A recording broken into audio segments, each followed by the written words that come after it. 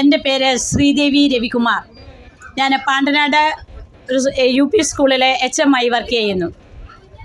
ഞങ്ങളുടെ ഒരു കുടുംബശ്രീ ആണെങ്കിലും കുടുംബ ഇമ്പമുള്ളതാണ് കുടുംബം എന്ന് പറയുന്നത്.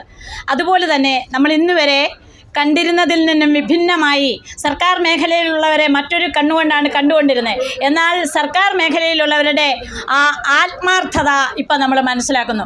ഇതിപ്പോൾ ഈ വാട്ടർ ട്രാൻസ്പോർട്ട് ആയാലും കൊള്ളാം, അതുപോലെ തന്നെ KSRTC ആയാലും കൊള്ളാം. നമുക്ക് എവിടെ പോകണം, ഏത് മേഖലയിൽ എത്തപ്പെടണമെന്ന് വിചാരിച്ചാൽ ഏകോദര സഹോദരങ്ങളെ പോലെ കൈകോർത്ത് നമ്മളെ കാണാനും കേൾക്കാനും കൗതുകകരമായ കാഴ്ച കാണിക്കാനും വേണ്ടി നമ്മളെ കൊണ്ടുപോകാൻ സദാ ജാഗരൂകരായിരിക്കുന്ന സന്നദ്ധരായിരിക്കുന്ന നമ്മുടെ സഹജീവനക്കാർക്ക് ആദ്യം ഒരു കയ്യടി കൊടുക്കട്ടെ എല്ലാവരും.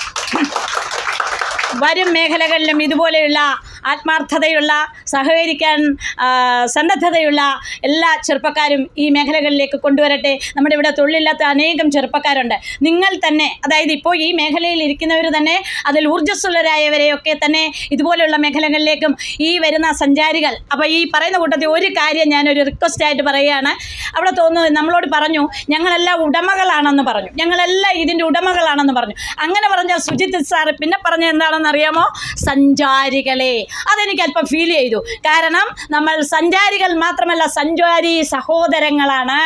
കാരണം ഈ കേരളത്തിൻ്റെ ഈ കുട്ടനാടിൻ്റെ തനതായ ഭംഗി എന്തായിരുന്നു എന്നറിയത്തില്ല. എനിക്കിപ്പോൾ വയസ്സ് 56 ആവുന്നു. ഞാൻ ഈ കുട്ടനാട് മുല്ലയ്ക്കൽ തന്നെ, ആലപ്പുഴ മുല്ലയ്ക്കൽ തന്നെയാണ് എൻ്റെ native പ്ലേസാണിത്.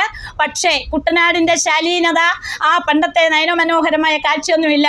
Keralam God's own country എന്ന് വിശേഷിപ്പിക്കുന്ന ഈ കുട്ടനാടിൻ്റെ അന്നത്തെ പ്രകൃതിയും ഇന്നത്തെ പ്രകൃതിയും വിഭിന്നമാണ്. അപ്പോൾ പഴയ കുട്ടനാടിനെ പൂർവ്വസ്ഥിതിയിലാക്കുവാൻ ഈ നമ്മുടെ ജീവനക്കാരും എല്ലാവരും ഒരുപോലെ തന്നെ പ്രയത്നിക്കട്ടെ. ഈ ജീവനക്കാരെ എടുത്തു പറയണം. ഇങ്ങനെ ഒരു കാഴ്ചപ്പാട് പബ്ലിസിറ്റിയിൽ അദ്ദേഹം പറഞ്ഞ ഒരു കാര്യം നമ്മൾ അണ്ടർലൈൻ ചെയ്യേണ്ടതാണ്.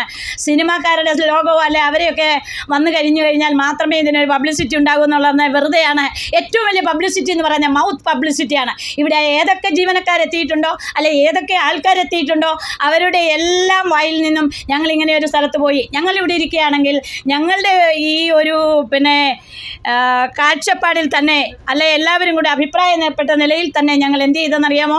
എല്ലാവർക്കും സെൻഡ് ചെയ്ത് ഈ ഫോട്ടോ എടുത്ത. അപ്പോൾ തനതായ കുട്ടനാടിൻ്റെ കായൽപ്പരപ്പിലൂടെ ആ യാത്ര പോകുന്ന സുന്ദരമായ ആ യാത്ര ഏവർക്കും തന്നെ ഇപ്പോൾ സെൻഡ് ചെയ്തിരിക്കുകയാണ്.